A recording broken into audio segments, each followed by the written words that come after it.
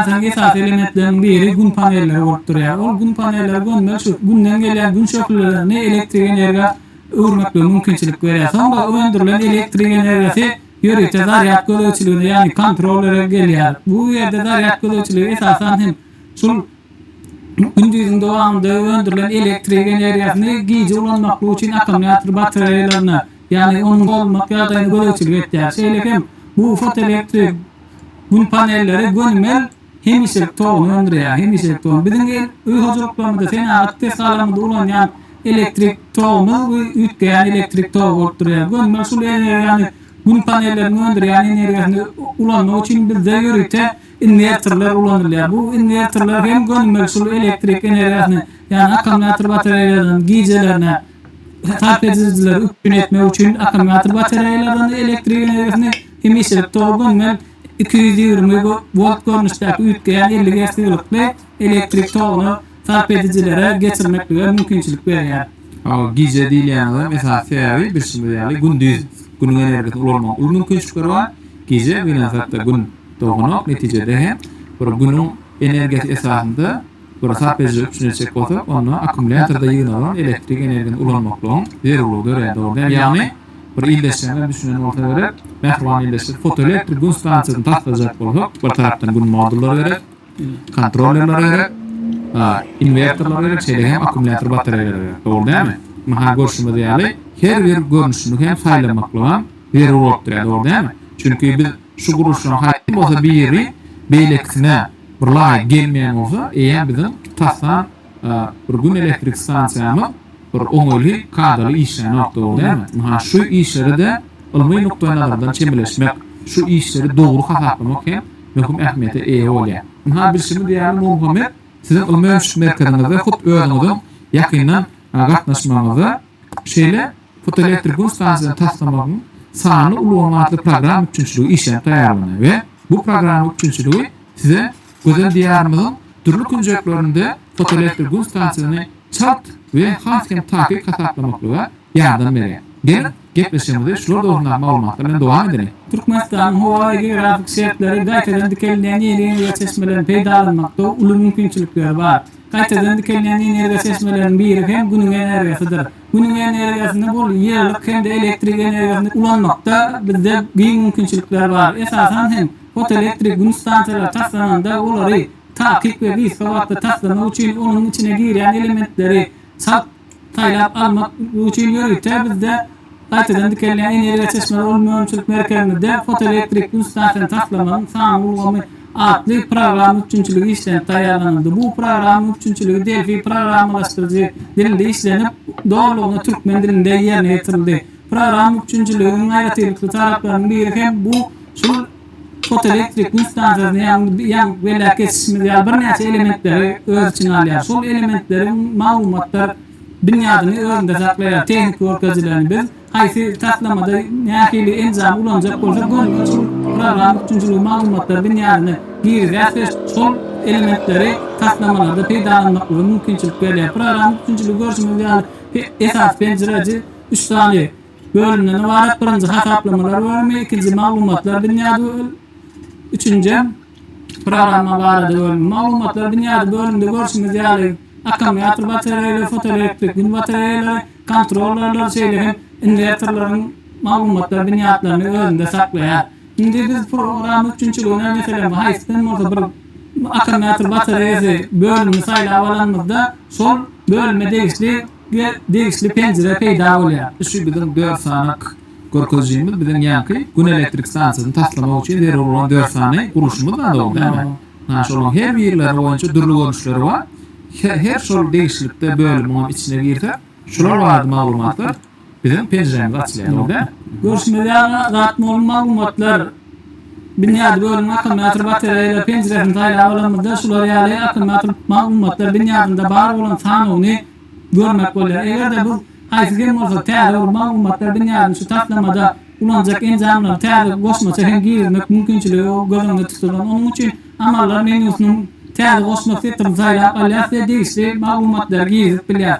Haýsy bolsa bir maglumatlar täzelemek isleri onda güzel girmek etdim taýlamak arkaly şol maglumatlara täzeden düze düşürmek mümkinçiligi hem var. Şeýlekin bu maglumatlar dünýäde ulanışdan galan maglumatlar barsa, enjamlar barsa, onu maglumatlar dünýäden öçürmek mümkinçiligi bar. Edil şunun ýaly isleýlikde beýle ki, şu fotoelektrik gün stansiýasyna girýän enjamlar we ýani fotoelektrik gün materiallary, inverterler, kontroller, olar hem maglumatlar bazasynda şu ýygyderlik boýunça belläp geçişimiz ýaly şu amallary ýerine ýetirmek mümkinçilikleri gözüňde tutulýar. Yani umumyň şu maglumatlar dünýäde bölünmedi. Siz şu fotoelektrik gün stansiýasy taslamak üçin zerur olan 4 san guruluşyň her biriniň hem dürli kysymly bir dürli harit öndürüjiler tarapyndan, dürli kompaniýalar, kärhanalar tarapyndan öndürilen bu görnüşleriň hemme sanalary özüňize elektrik bolşun ählisini taýýarlanan dogry dämi? Ve değişikde size sarat gerek goşuny haýsy görnüşleri ulanmakly isteseler, siz şolaryň saýla değişik hasaplama geçirip bilen şeýle. Gatyrmy öyle. Alatmam indi bu program üçinçiliginde fotoelektrik gün stansiýasyny hasaplamak üçin hasaplamalar bölüminiň fotoelektrik gün stansiýasy hasaplamasy setrini saýlap alanynda görüşimiz ýa şular ýa penjere çykýar. Bu penjerede ýörekde amallar bölüm bolup, amallar bölümi bir näçe bölümçeler özünde saklaýar. Olardan seretde şu ýerde hasaplama başlamak bölümi, hasaplama seretmek, çap etmek şeýlegen çykmak, hasaplamalar penjereden çykmak bölümler bar. Egerde biz haýsy bolsa hasaplama işini ýerine ýetirjek bolsak, onda şu ýerde gönmel hasaplama başlamak setrini ýa-da klawiaturadan utgaşykly kontrol endüğmelerini bilelikde basma arkaly şol hasaplamalar penjeresiniň işine girip bilýär. Görüşimiz ýaly adat bolum maglumatlary girmek penjeresi bizde bärde görýän penjeremiz bu penjerede esasan hem öz başda elektrik üçinçiliginde fotoelektrik stansiýasyny taslamakda meselem islendik bir hususy jaý bolsun bir ýerde ýerine ýetirilen taslamada şol ýerde ulanjak enjamlaryň her biriniň aýratylykda atlaryny olaryň yükün kuwatlyklaryny näçe san ulanylýar we günüň dowamında näçe wagt ulanylýar şol maglumatlary aýratylykda giren ýagdaýlarda program üçinçiligi bir gece ündüň dowamında sarf edijilik elektrik energiýasy awtomatik usulda keskitlap berýär we bu maglumatlar girilenden soňra dowam etdiňden basma arkaly biz indiki penjereler amallary ýerine ýetirmekle mümkinçilik berýär. Dowam etdiňden basanmazdan soňra görüşimiz ýaly bizde şol taslamany ýene bir aýratylykly tarapy program üçinçiliginiň ýerine ýetirilen taslamalarymyz maglumatlar dünýäde ýatda saklanylýar. Ony soňra biz geljekde şol maglumatlary ýerine ýetirilen hasaplamary çap etmek, şeýleken durly ýatda götürjilere geçirmek mümkinçilikleri gözüňde tutulýar. Şol sebäpden program üçinçiliginde şu penjerede taslamanyň ýerine ýetirilen taslamanyň adyny gelýär. Sonra biz şu taslamada ulanjak gün panelimiň peýda täsir kapsaýandygyny görýär. Elbetde bizim bilişimiz ýaly ýylyň dowamında her aýlarda durly üste düşen gün radiasiýasy üýtgäpdirýär. Şol sebäpli hem gün fotoelektrik gün materialynyň öndürjiligi durly aýlarda durly bolýar. Şol sebäpden biz her aýlar boýunça gün radiasiýasyny aýratylykda her bir aýlara degişlilikde maglumatlar girýär we sonra program üçinçiliginde dowam etdiňden basýar. Ha, doğrudan Muhammed görüşmedi ýaly. Şu ýere diýsem, bir ýöne koý maglumaty görmäň mümkinçilik görýärdim. Ha, edildirse görýän bolsa, bir hasem gışaýlary bir günüň energiýasyny elektrik energiýasyny öndürmek ulanmagy mümkinçilik görýär. Petre ve şol wagtyndan ha, tom saýlaryna seredýäs bolýar. Hasem bir günüň energiýasyny ulanmagy mümkinçilikleri artýar. Ha, şu ýerde ildeşen gruplandyrýan soru bolup biler. Gün batareýasynyň, ýani gün paneliniň peýda täsir kapsaýandy näme anladýar?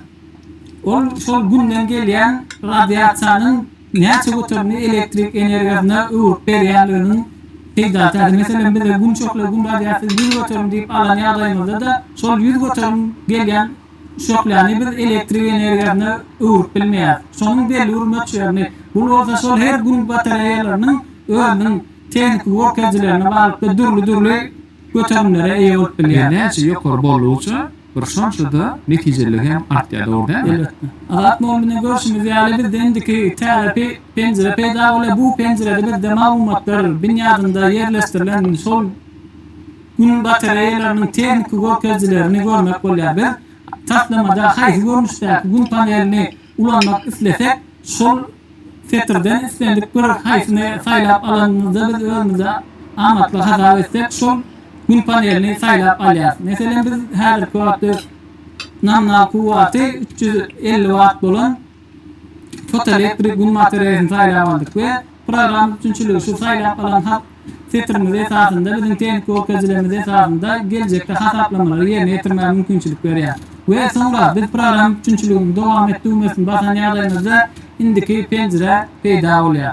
Adatmam görüşümüz yani indi program üçüncülüğünün yeni orayla tehlikli tarafı şu umuman aydamada yılın devamında yani belli geçişimiz yani gün radyasyonunun intensivliği dürlü aylarda dürlü oluyor. Son sebepten hem biz taklamışın yerine getirilmede gün yani akımyatır bataryasına akım giyceler bulunma için elektriğe yanılıyor.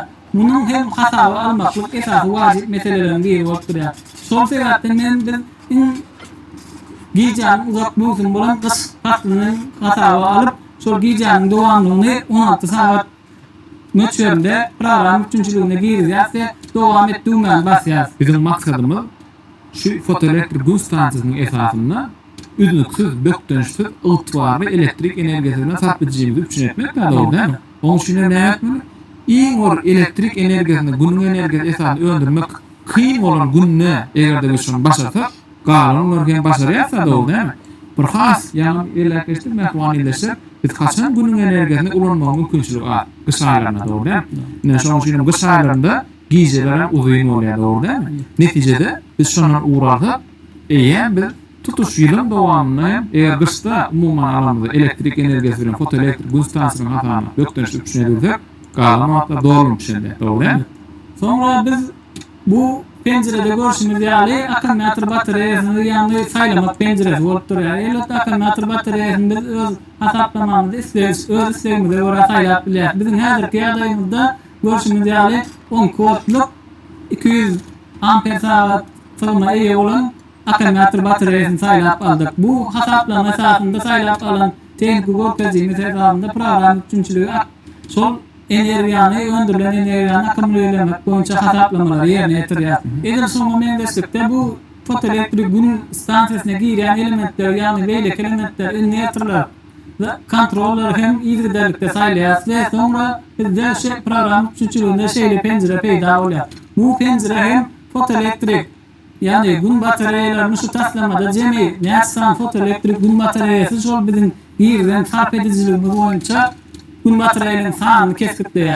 Ve şunun esasında biz fotoelektrik gün bataryalarını vurmamak yani onların yerleşişini esasen yeni bir belleme zaten bir yere şu gün bataryalarını birbirine yakın oynaya adayımızda günün devamında izda katarların üstüne köleğinin düşmediğini önüne kazanmak maksadı bilen şu program üçüncülüğü gün bataryalarının hatar ağırlıklarını ne uzaklıkta koymaklığını hem öyle hesaplamışsın yerine getiriyor. Ve biz bu yerde gönümmel gün bataryalarını ne hilyadaydı yani dikliğine ya da keseliğine koymak mı şeyle hem onun garantal tekili olarak ne yapıtlık burç hattında yerleştirsin şeyle hem bu yerde garantal iğne olarak ne gün paneli iğder şeyle hem yukarılarına ne gün panellerini yerleştirir sağlamada gireceğiz ve tamamını düğmeye basacağız ve program üçüncülüğü şu girilen malumatlar esasında bizim saylap alan teknik workacılarımız girilen malumatlar esasında avtomatik usulda fotoelektrik gün stansiyası taklamanın doğruluğuna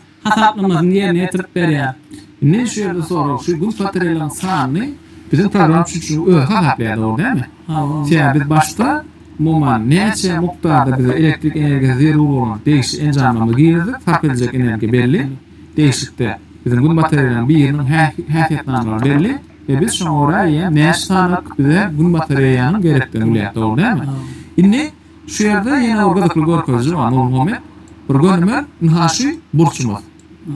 Şu burç bir hem yerler için bir mendeşmi? Ya değişik muhtaçın bir aydalı bir şu bize sarat gelip koşunda fotoelektrik gün stansiyasını taslamak var sarat gelip koşunda aydalı muhtaçını Marı velayetinin muhtaçı Mar şehrine ya muhtaçın umuman enderine Daşur şehrine vurunacak olsak iki yerde de bir mendeş burçak işarsak neticeli den olur mu? Elbette bu görközlerin esas hata olmalı görközlerin bir ise gün şoklasının düşüşü her aylar boyunca da üytkap bilir. Mesela yanvar ayında vurdurlu, Thompson doğrunda vurdurlu. Elbette gün materyallarına kaçan da şunun üstüne gün şoklası perpendiküler düşen yağdayında namna kuvveti vermeye mümkünçülük veriyor. Sol sebepten hem biz eger berkitme ýagdaýynda gün panellerini ýylyň dowamında berkitme ýagdaýynda goýjak bolsak, onda ýylyň dowamında amatly burç kesiplenmeli bolar. Elbetde bu ýerde görýän amatly burçumuz mal şäher üçin kesiplenen 36 gradus gardantal tekirli görä umumy ýylyň dowamında berkitdiň ýagdaýynda şol güni iýerlemek mümkinçiligini aradan aýyrýar we ýokary öndürjüligi hasap almakly mümkinçilik berýär. Düşünükli. Yani bir şugur közüni her bir ilahtın okul üçün bir öz olsun aretinle eyo durlu olup durada orada şu burçun ululu var. Diyme onun muhacın Mar şehirindeki bir şu bir değişti yapıtlık burçumudun gör közüsü ile Daşoğlu şehirindeki ya muhacın Türkmenistan diyen beyleki küncöklerinde meyleştirilen halatındaki burçun meçhuri durlu oluyor orada mı? Ma ol hem değişiklikler şu sebetim bir gör közülerin esasında kasaplanıyor. Şeyle değil mi? Ha görüşümüz ýalagatma bolun program üçinçiligi avtomatik usulda bize hasaplamaları ýerine ýetirdi. Şu ýerde görüşümüz ýa şol biziň girden ýani görkezleme derhanda saýlawalan enjamlama derhanda doluny hasaplama işini ýerine ýetirip maglumatlar dünýasynda ýatda saklady. Indi bu hasaplamany biz program üçinçiliginde bir näçe amallary ýerine ýetirip biler. Görüşümüz ýa amallar bölümünden biz programmany şu ýerine ýetirilen hasaplamany PDF şeyleki dok görünüşdäki giňetledäki faillere ýa-da götürjilere geçirmek mümkinçiligi bar. Şeyleki gönmel şu ýerden hasabaty dollugyna ýerine ýetirilen hasaplama hasabaty seretmek mümkinçiligi bar. Egerde bizde bu hasaplamany belli ulanç maksady ulanamyzdan soň maglumatlar dünýäden öçürmek mümkinçiligi hem göz öňünde tutulan.